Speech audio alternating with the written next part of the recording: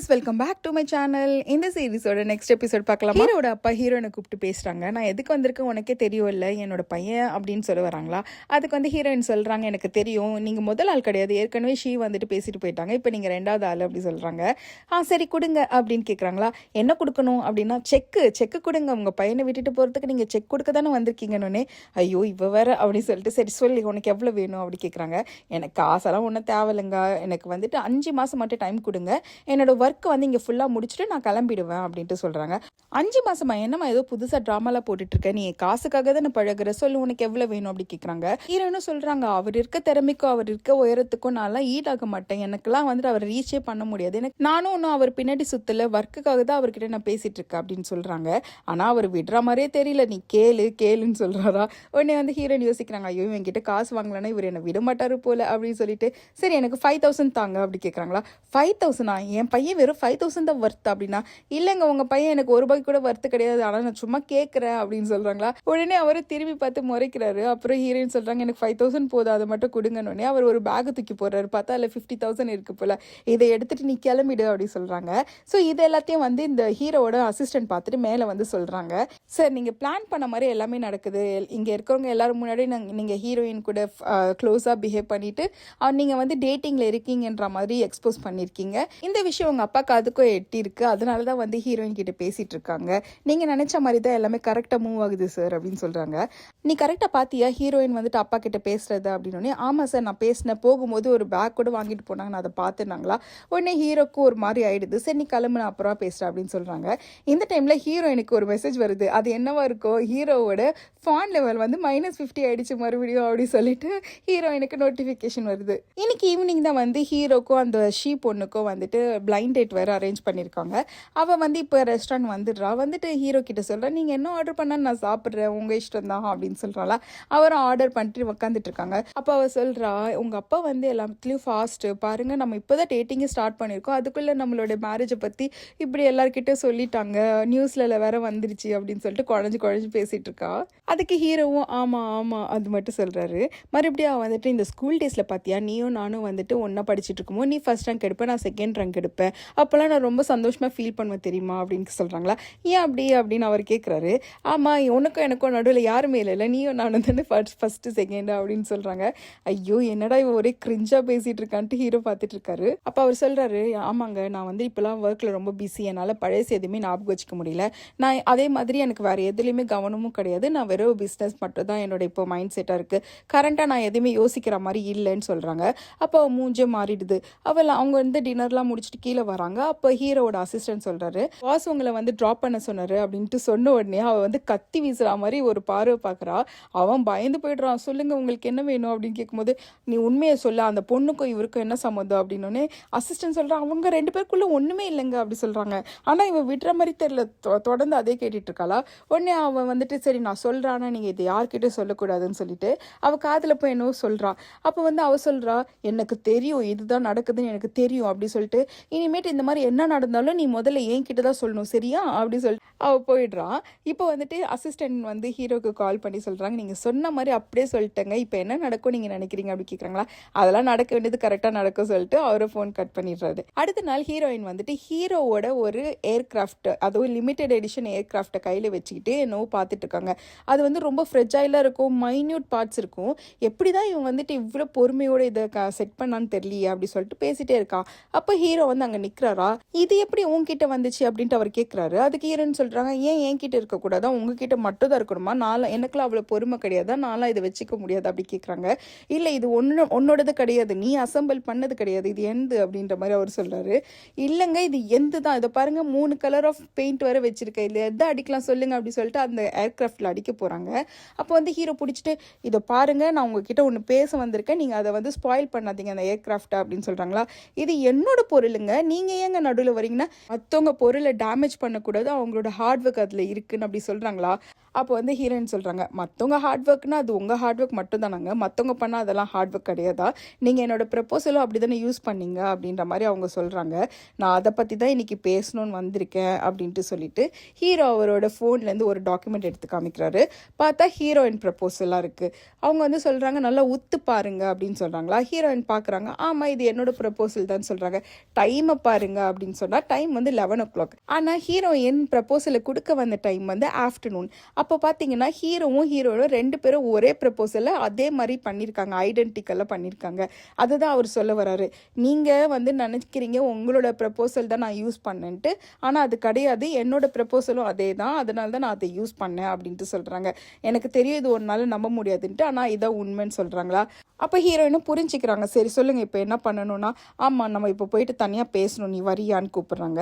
Heroine கேட்குறாங்க business பற்றியா இல்லை பர்சனல் டேட்டா அப்படின்னு கேட்குறாங்க. அப்போ ஹீரோ சொல்கிறாரு பர்சனல் டேட் தான், வாங்க போகலாம் அப்படின்னு சொல்லிட்டு ஒரு ரெஸ்டாரண்ட் கூப்பிட்டு போகிறாங்க. அப்போ ஹீரோயின் மைண்டு ஃபுல்லாக இப்படி ஹீரோ வந்துட்டு எப்படி வந்து இம்ப்ரெஸ் பண்ணுறது அப்படின்னு சொல்லிட்டு தான் போயிட்டே இருக்குது. ஸோ ஹீரோ என்ன ஆர்டர் பண்ணுவாரோ அதுதான் ஹீரோயின் ஆர்டர் பண்ணுறாங்க. ஏஞ்சல் ஹேர்ன்னு சொல்கிறாங்க.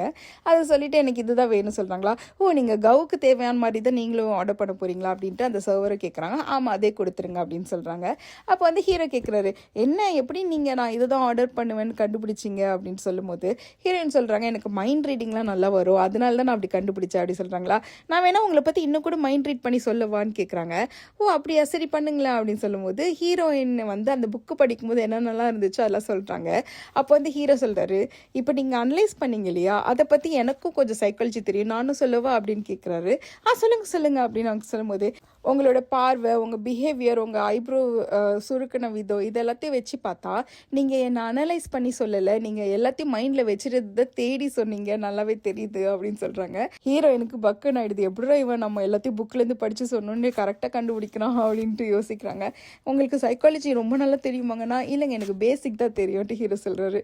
இப்போ 2 பேரும் சாப்பிட்டுட்டு அப்படியே காரில் வந்துட்டு இருக்காங்க. ஹீரோயின் பார்த்தா ஹீரோவே ஸ்டார் பண்ணிகிட்டே வந்துட்டு இருக்காங்களா. அப்போ ஹீரோ சொல்கிறாரு என்ன இவ்வளோ நேரம் என்னை பார்த்தது பார்த்தாது இப்போ காரில் வேறு உட்காந்து பார்த்துட்டு இருக்கியா அப்படின்னு கேட்குறாங்க. இல்லை உங்களோட ஏர்கிராஃப்ட் என்ன பண்ணலாம், யாருக்கு கொடுக்கலாம்லாம் யோசிச்சுட்டு இருக்கேன் அப்படின்னு சொல்கிறாங்களா.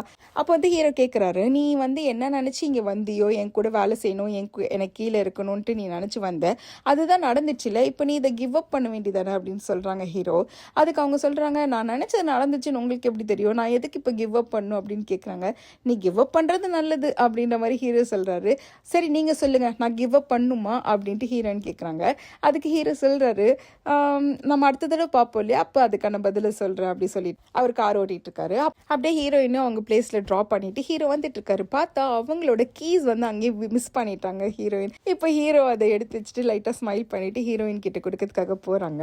அவங்களும் வந்து ஏதோ ஒரு இடத்துல உட்காந்துட்டு இருக்காங்க. ஸோ அங்கே போயிட்டு ஹீரோ இந்த உன்னோட சாவி, நீ ஆக்சுவலாக உன்னோட ஃப்ரெண்டோட தானே தங்கிட்டு இருக்க, இந்த சாவி இல்லாமலே நீ வீட்டுக்குள்ளே போகலாமே அப்படின்ட்டு கேட்குறாரா ஹீரோ.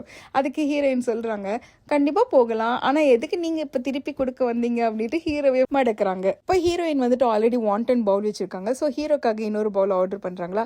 அது வந்த உடனே நீங்கள் இதெல்லாம் சாப்பிட்ருக்க மாட்டீங்க, நீங்கள் எனக்காக ஒரு ட்ரீட் கொடுத்தீங்க, இது நான் வந்து உங்களுக்கு கொடுக்குற ட்ரீட் அப்படி சொல்கிறாங்க. உன்னோட பசி லெவலுக்கு அளவே இல்லைன்ட்டு சொல்லிட்டு ஹீரோ சிரிச்சிட்டு இருக்காரு.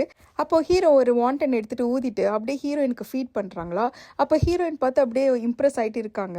பார்த்து சூடாக இருக்குது பத்திரமா சாப்பிடு அப்படி சொல்லி ஹீரோ சொல்கிறாரு. அப்போ ஹீரோயினை சாப்பிட்டுறாங்க. அங்கேருந்து எழுந்து வந்த ஹீரோ அப்படியே பக்கத்தில் உட்காந்துட்டு டிஷ்யூ பேப்பர் வச்சுட்டு ஹீரோயின் வாய் ஓரமாக தொடச்சி விட்டுட்டு இருக்காங்க. எனக்கு இங்கே டவுட் வந்துச்சு எங்கே ஹீரோக்கு நிஜமாலே லவ் வந்துருச்சான்ட்டு.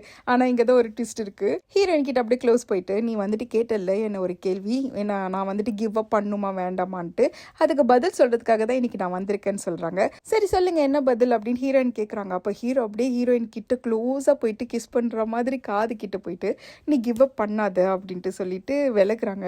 இந்த சீனை வந்துட்டு யாரோ தூரத்துலேருந்து ஒரு ஃபோட்டோ எடுத்துட்டு இருக்காங்க. ஸோ ஹீரோ வந்துட்டு இந்த ஃபான்னஸ் லெவலில் அதிகமாக்கல, வேணுட்டே அந்த கேமரா போஸ்ட்காகவே ஹீரோயின் கிஸ் பண்ணுற மாதிரியோ க்ளோஸாக இருக்கிற மாதிரியோ ஒரு போஸ்ட் கொடுத்துட்டு இருக்காரு. அவ்வளோதான். இப்படியே இவங்க 2 பேரும் பேசிட்டு அவங்க கிளம்பிடுறாங்க. இப்போ ஹீரோ வந்துட்டு அவங்க வீட்டுக்கு போகிறாங்க, அவங்க அப்பா அம்மா இருக்க வீட்டுக்கு. இப்போ வந்து அவங்க அசிஸ்டன்ட் சொல்கிறாரு உங்க முகத்தில் நான் புதுவிதமான ஒரு ஒளி பிரகாசத்தை பார்க்குறேன், இந்த தடவை என்னவோ என்னால் ஜெயிக்க முடியும், உங்கள் அப்பாவை நீங்கள் ஜெயிக்க முடியுன்ற ஒரு புத்துணர்ச்சி உங்கள் முகத்தில் இருக்கே அப்படின்னு சொல்லிட்டு கலாச்சிட்டு இருக்காங்க. டேய் நீ மரியாதை ஓடி போயிடு அப்படின்னு சொல்லிட்டு அவரை துரத்தி விட்டுட்டு ஹீரோவும் உள்ளே வராரு. அப்போ அவங்க அப்பா வந்துட்டு எழுந்து நின்று சண்டை போட்டுட்டு இருக்காரு. டேய் நம்மளோட லைஃப் வந்து அப்படியே பின்னாடி போயிட்டு இருக்கு, உனக்கு தெரியுதா இல்லையா, நம்ம கெரியர் தான் நமக்கு முக்கியம், மரியாதையாக அந்த பொண்ணை கழட்டி விட்டுட்டு நிஷியை கல்யாணம் பண்ணிக்கோ, அப்போ தான் வந்து உன் கெரியரும் நல்லாயிருக்கும் உன் வாழ்க்கையும் நல்லாயிருக்கும்ட்டு சொல்லிட்டு அவர் கத்திட்டு இருக்காரு. ஹீரோ வந்து ஏதோ கேட்டோ கேட்க எதிர்பார்க்காத மாதிரி அவரும் வந்துடுறாரா. அப்போ அவங்க அம்மா கூப்பிட்டு வச்சு பேசுகிறாங்க. எனக்கு தெரியும்ப்பா, எங்களால் வந்துட்டு உனக்கு எந்த ஒரு பெரிய சந்தோஷமும் இது வரைக்கும் கிடைச்சது கிடையாது. இப்போவும் வந்துட்டு மேரேஜுக்கு வந்துட்டு உங்கள் அப்பா வந்து உன்னை ப்ரெஷர் பண்ணுறாரு நல்லாவே தெரியுது. ஆனால் உன்னோட டெசிஷன் தான் ஃபைனல் டெசிஷன். நீ என்ன பண்ணுறியோ அதுக்கு தான் நான் ஒத்துழைப்பேன் அப்படின்ற மாதிரி அவங்க அம்மாவும் சொல்கிறாங்க. அடுத்த நாள் அப்படியே ஹீரோவும் ஹீரோயினும் கிளம்பி டேட்டிங் போகிறாங்க. அங்கே போனால் ஒரு ஆர்ச்சரிலாம் இருக்குது. ஸோ ஹீரோயின் வந்துட்டு அந்த போ விடுறதுக்காக ட்ரை பண்ணுறாங்க. அவங்களால முடியல. அப்போ வந்து ஹீரோ தான் சொல்லி கொடுத்துருக்காரு, இது எப்படி சொருகணும், கை தம் மேலே வைக்கணும் அப்படிலாம் சொல்லி கொடுத்துட்ருக்காங்க. அப்போ வந்து ஹீரோ நடிக்கிறாங்க, அது எங்கேயோ போய் விழுது. அப்போ வந்து ஹீரோ சொல்கிறாரு, இது கூட தெரியாதா அப்படின்ற மாதிரி, நான் வேணால் சொல்லி தரவான்னு கேட்குறாங்களா. அப்போ ஹீரோயின் சொல்கிறாங்க, அப்போ நம்ம இந்த இடத்துல ஒரு பெட் வச்சுக்கலாம். யார் தோக்குறாங்களோ அவங்களுக்கு நடுவில் வந்து நம்ம ட்ரூத் அண்ட் டேர் விளையாடலாம். தோக்குறவங்க ஒரு கேள்விக்கு பதில் சொல்லணும், அப்புறம் வின்னர் என்ன சொல்கிறாங்களோ அதை செய்யணும் அப்படின்ற மாதிரி அவங்க சொல்கிறாங்க. ஓகே அப்படி சொல்லிட்டு ஃபஸ்ட்டு ஹீரோ தான் பண்ணுறாரு. செம்மையாக அந்த புல்சைக்கு கொஞ்சம் தள்ளி இது பண்ணுறாரு. அப்புறம் வந்து ஹீரோயின் சொல்கிறாங்க, வா எப்படிடா இப்படிலாம் பண்ண முடியுது சொல்லிட்டு இப்போ ஹீரோயின் ட்ரை பண்ணுறாங்க. அவங்களுக்கு கையெல்லாம் உதறுது. அப்போ ஹீரோ தான் அப்படியே மெதுவாக வந்துட்டு எப்படி வைக்கணும்லாம் சொல்லி கொடுத்துட்டு அவரே எய்ம் பண்ணி அடிச்சு கொடுத்துட்றாரு. அது கரெக்டாக புல்சைலே போய் படுது. அப்போ வந்து ஹீரோயின் வா சூப்பர் அப்படி சொல்லிட்டு, சரி படிச்சதுக்கு யாருக்கு வின் பண்ணாங்க, நீயா நானா அப்படின்னு சொல்கிறாங்க. ஹீரோவும் நீ தான் ஜெயிச்சிட்ட அப்படின்னு சொல்லிட்டு 2 பேர் நடந்து வந்துட்டு இருக்காங்க. அங்கே பார்த்தா ஒரு பிக்னிக்லாம் பண்ணுவோம் இல்லையா, அந்த மாதிரி ஒரு பார்க் இருக்குது. அங்கே போய் உட்காந்துட்டு வா இங்கே தான் நம்ம வந்துட்டு இங்கே தான் சாப்பிட போகிறோம் சொல்லிட்டு ஹீரோயின் கூப்பிட்றாங்க.